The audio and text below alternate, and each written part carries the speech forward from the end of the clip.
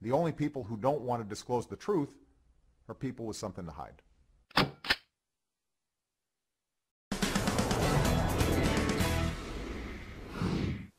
When President Obama announced he was unilaterally delaying the employer mandate in Obamacare, he ticked off a lot of Republicans, and among them, Congressman Scott Garrett of New Jersey.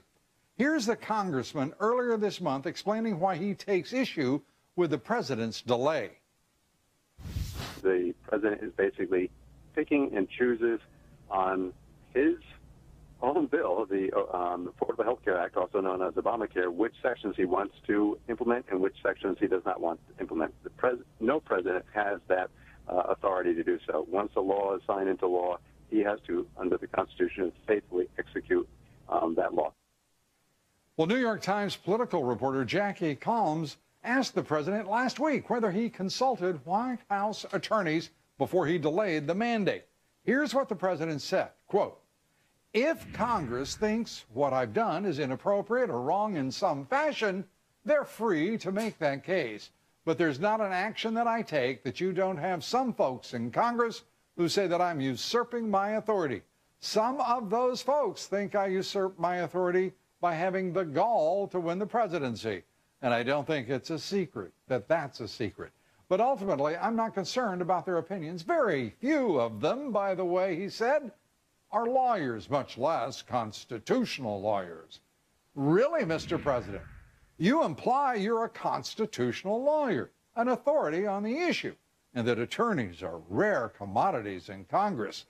To put that into some context and bring everybody back to reality, there are more than 1.2 million attorneys licensed in this country. That's a lot of folks. Some say way too many. Nearly a third of the House, Mr. President, are attorneys, just like you. And in the Senate, my goodness, it's almost half of the Senate is made up of attorneys, 45 senators. And you should have known that because you spent a little time there, didn't you? And Congressman Garrett, well, guess what, Mr. President? He earned his law degree way back in 1984. As for you being an authority, we are sure you are. We looked hard at your resume, Mr. President, a lecturer at the University of Chicago Law School, 92 to 96, a senior lecturer at the University of Chicago Law School from 96 to 2004, teaching 3 courses a year.